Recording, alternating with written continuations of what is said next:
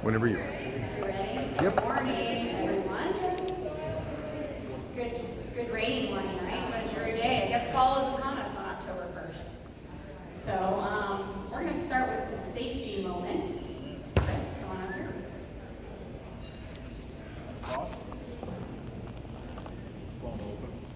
Morning, everybody. First and foremost, this Thursday and Friday, we have 4 different classes offered to non-maintenance personnel for the road closure safety class. I'll say that 3 times real fast.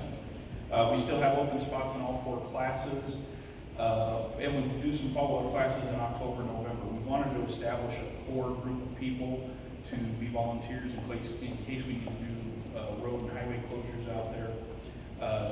So this is not the only ones, but these were the first ones we wanted to get done because obviously it's October 1st and it's drizzly and snowing out there. What did Montana get, 3 foot of snow or something? So winter is coming, which segues into the next one. Get your cold weather gear ready, gang. Winter is coming. Daylight savings is ending. You got to readjust your body clock. Be leery and weary of snow and ice out there. 2 quick things to share about a couple of near misses in maintenance work zones. Last week we had a deputy sheriff come through at a high rate of speed through a highway maintenance work zone up in the Holyoke area, forcing a semi into our work zone there. We're working with state patrol to address the issue up there. Followed closely yesterday by a belligerent motorist who was bound and determined to go through a fatal crash scene up on Highway 85. Right now, all PD is taking care of that one. Just a reminder to everybody out there on the grade, out there working the cone zones and everything, heads on a swivel, your safety is most important. And that's about it. Winter's coming. Look forward to seeing y'all in the classes on Thursday and Friday. Thanks, Chris. Speaking of snow coming, one of the highlights of my week last week was I was able to drive in a snowplow at the National Snow and Ice Conference that we hosted at Embassy Suites. What I learned was you cannot see anything out of that plow. That is what I learned. And so my recommendation to all of you is please keep your distance. Please respect those drivers in that plow, whether they're CDOT drivers or your local city streets or county streets. Keep your distance. There are no rear cameras. There are no rear view mirrors. There's just your side mirrors, and you can't see the front of your vehicle or your blade. So it was an exciting course to do, and it's great. I had a good coach because I could see a little bit, but I could have probably drove just as well blindfolded, in my opinion. So it's very hard to see on those plows, so please keep your distance. It will not, be their fault if you get hit. It will be yours. So, Huh? She came in first place to see now. Everything came first place. So yeah, they said that the men get in there. Sorry. But they think they know, and so they don't listen. And I said, well, I know nothing about this, so I'm just a really good listener. That's what it showed, was that I could take really good instruction to get first place in the management series. This was not competing with those who actually do it for a living, or I would have been dead last. So, all right, so it's mid-year PMPs. Hopefully all of you guys are either have them on your schedules, or have had them, or in the process of scheduling them. I do not have the dates, but my guess is they need to be done around the end of October. October 10th, look at that, you got 10 whole days to knock out those PMPs. So you guys, this is really, yes, there's a process, and yes, you have to fill something out on the computer. What's most important is that you're talking with your supervisor, right? It's your mid-year performance management plan. It's to talk about employee performance, right? So it takes both of you. It takes the employee and the supervisor to engage in these PMPs. And I've told this before to a handful of people, so if I'm repeating myself, I apologize. But when it comes to your career and your growth and your just enjoyment at work, there's a lot that's up to you. I would say your career is probably more up to you than it is up to your supervisor. But your supervisor definitely has a role. And if your supervisor's not listening, right, then people need to know that. But what's important is if you don't tell your supervisor, what are your passions? What are your interests? What motivates you to come to work? What are your frustrations, right? You're not gonna, work's just gonna become this place that you're just gonna punch the clock, you're gonna come in, you're gonna do your job and get out. And I don't think every single one of us, I know we have things we'd rather do than be at work. But why not make work enjoyable, right? Why not make the most of it? And I think we all feel better when we've had a successful day. When we felt like, I accomplished something today.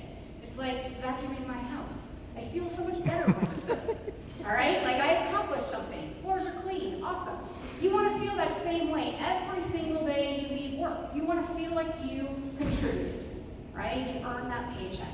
And so I ask all of you guys, really engage in your mid-year PMPs. Yes, you have to fill out the paperwork or the electronic paperwork, but more importantly, make sure you're talking about, you want to hear from your supervisor on how you're performing, but you also want to ask questions. Engage in those. It shouldn't be a one-way, it is not a one-way meeting. It should be a two-way meeting, okay? So make sure we get those done. We've got our employee recognition / appreciation event tomorrow. So hopefully everyone is coming and going to be in attendance. It should be a lot of fun. They always are. Really, it's all about you guys.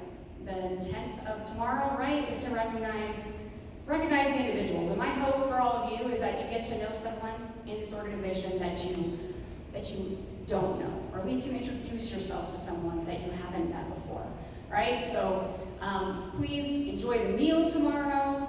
Listen to those, there's going to be people that we're going to recognize tomorrow that, listen, you might learn something about, I didn't realize we did that type of work inside of CDOT, or I didn't realize that's what that person did. So I think that's really what I want to get out of the recognition event tomorrow. It's really about all of you guys and to recognize the awesome work that we do in Region 4, which we do continue to do really awesome work. I always want to be on the leaderboard, pretty competitive. I like to take first a lot.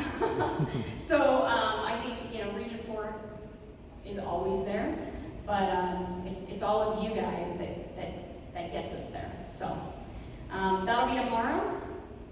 Out in Brush. A couple other things that I wanted to hit on. There's been some changes to the white fleet, if you guys haven't heard about that.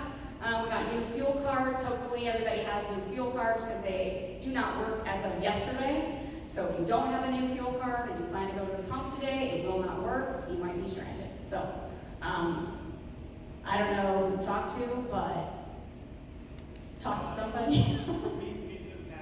Okay, so maintenance is on it and have passed them out. But if for some reason you think you don't have a new fuel card, please check in with maintenance.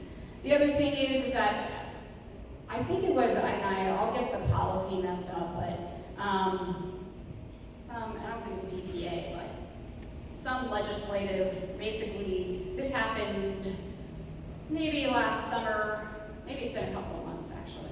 Half a year, where we're not supposed to have assigned vehicles. We talked about that. There's a big focus to be more efficient with our fleet. We've got a lot of vehicles, right? We always track this underutilized vehicles, and I know for engineering it's challenging because we're pretty light in the winter, and then summer hits and we get all of our miles in. But the intent is where it is good. It's why should we be paying for lease agreements on our white fleet? We spend a lot of money as a state agency on that white fleet out there, and if those vehicles are not being driven, right, why should we be paying? You guys wouldn't make car payments for a vehicle to sit in your garage, I can guarantee it. So we shouldn't be doing the same thing. So my only, your supervisors will be talking to you about it. We might make some minor changes, but basically what's going to be happening is Kyle's vision is that underutilized vehicles would hit a pool down at headquarters, and then when we get assigned assignment, right? So let's say you're an engineer that's a construction manager, and you're 6 months, you don't have a project. Probably don't need your vehicle, you should save, you should utilize a pool vehicle, because for those one meet, a training, a meeting, and this or that, but you're not driving it every single day. And then when right, I'm given ATP and construction's gonna start April 1st, you could go get that vehicle, you would be assigned that vehicle for the duration of your project. That's how it's supposed to work. My hope is that here in Region 4, we don't have to give up any of our vehicles, because we're gonna be smart about how we share and pool our vehicles within our own units and within our region. So just on a heads up to all that, if you hear about it, that is my intent. I know there's a lot of buzz around it. I think the vision is good. We'll see how the execution is and if we can actually make it work. But we do want to weed out some of those vehicles that we don't need to be paying a lease agreement on if they're not being utilized. I was hoping, has anyone seen Christy here yet? Okay, all right. I was going to introduce our HR manager. She's coming up to meet with RLT today. She might be sitting at the front. I did want to talk a little bit about our chief engineer and his departure. I know that came at a heavy heart for a lot of us who knew Josh and appreciated Josh's knowledge, his expertise, he had a way of delivering the message, and he always felt, he always told me before TC, and he got really good at it. But it's not so much about what's in the slides or what's in the memo, it's really how you communicate the message. And he had a way of doing that. He was really good. So he is a large loss to the department. However, I'm confident that we will have a strong replacement. It is going to be announced tomorrow. I don't know who it is, but I've been told that we're getting an announcement for a new chief engineer. So we shouldn't be having much downtime as far as signatures. In fact, there's actings for today and yesterday. But Josh may not be gone from CDOT. Josh bleeds orange. It's in his family. He's always got CDOT at the forefront of his business. He's now at City and County of Denver. I think he'll be a great partner for us. And I think as he moves up in his career, I think this was what he needed to do to expand his expertise and his sort of political capital. Because who knows what position he could come back here at CDOT for us. But I think it was a good move for him. So if anyone has any questions or concerns, please feel free to talk to me about that. Other than that, we've got a couple town halls going on. We've got a ribbon cutting happening. So we've got a ribbon cutting on I-25 on October 18th. Corey, to answer your question, it is a media event, and so we do not need an official function for a media event. So done. It's gone. It's approved. And then we've got a town hall up in Netherland on the 7th for 119. I had a Project First session with Zach Dirt and CDOT up on the Vine Drive project, and that project's going really, really well. They both, the contractor and CDOT, when they had their initial kickoff, their goals were here. They were not aligned at all. Their risks were here. They were not aligned at all. And that conversation, that singular conversation in that first meeting before the project started, right? The contractor understood what CDOT was concerned about. CDOT understood what the contractor was concerned about. And they were able to find common goals, which you can partner really well if your goals are aligned. If both of you have great goals, but they are not the same, you might be paddling ever so slightly, off direction, and you're not going to come together. And you're going to get further and further apart the longer the project continues. But they aligned their goals, and then they tracked all their risks. And I made a comment to them. I left them with a parting note that, we all enjoy I enjoy my job, but, we all work for CDOT. We all know our current funding situation. We know the challenges that we face. And I talked to the contractor, I said, your message, and this is for everybody, when we communicate out to the public, whether it's through projects, through media, we want to make sure publics can deal, construction inherently is disruptive. It's pain in the ass. I don't like driving through construction and work zones. It slows my commute down too. But if you can predict and in advance what is going to be affected in your commute patterns, you can deal with it a lot better than if we're reactionary. So my comment to all of you is make sure when we're communicating our messages out from the project level, even at the maintenance level, we get stuff on VMS boards, make sure that we are communicating a message that we can keep to. Now I know there are inherent risks that happen, and sometimes all the best planning in the world, and we still can't do it. And that's okay, because I think people forgive. But if we consistently give them a message and don't meet that message, the trust in the public, right? And what the comments, those negative comments that like to erode what we do, what we take a lot of pride in, they erode that trust. And so our ability to get a ballot measure passed or another tax initiative passed, it's not going to happen. And I say this, and I said it in the partnering session because I told the contractor, you guys who are a for-profit company who do construction for a living, you want CDOT to get more money, right? You want more work to do. So they have a role. They should bleed orange too. They have just as much as a face and a front of this organization. So do your consultants, right? Everyone has a part. So we might get to wear the logo with pride because we are CDOT, but every single person that works for us, they represent CDOT. So please make sure that you keep that top of mind, and if you see someone or something, or you've communicated, take action. Change the message, change the view. That perception is everyone's reality, right? And so we do a lot of work on that road, whether it's our maintenance, how we're moving snow, or our mowing operations. It's so important that we are continually, and I'm not up here trying to be a politician. I'm up here wanting more money for Region 4. That's ultimately what I want, right? I want more money so we can do more work. Not that you're not all already maxed out with work, but that we can get those projects and address those needs that we've identified. So that was my long-winded message about that partnering, and knowing that everybody has a role in how CDOT looks. Even when you guys commute to a meeting, right?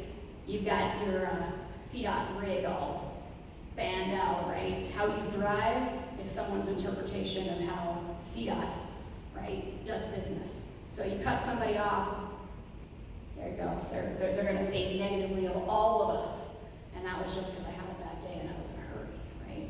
So, are there any new hires?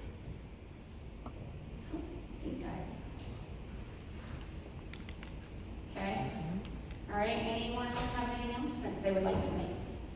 Come on up here. And while he's walking up here, do you guys know any maintenance crews? There's a referral for referring TM. There's a referral program to refer a TM1. We need TM1s. We need people.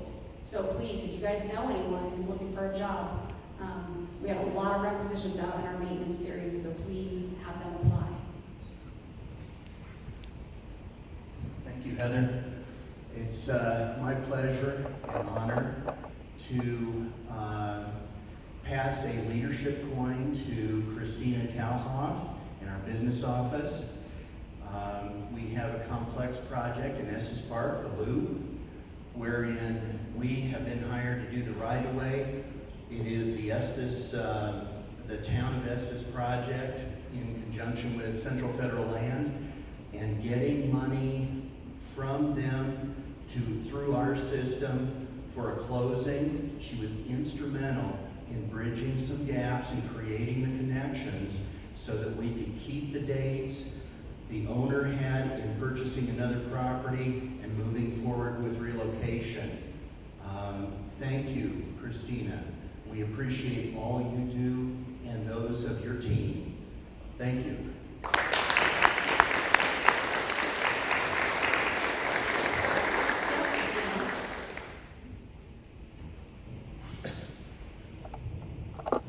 Just a real quick announcement here. Vicki Sladek, our administrative professional, she's going to be retiring at the end of this month. And ironically, she started her career 24 years ago today, working for our traffic section. She's also worked in planning and environmental. We've been happy to have her as support in our unit for the last few years. And congratulations to Vicki on your retirement.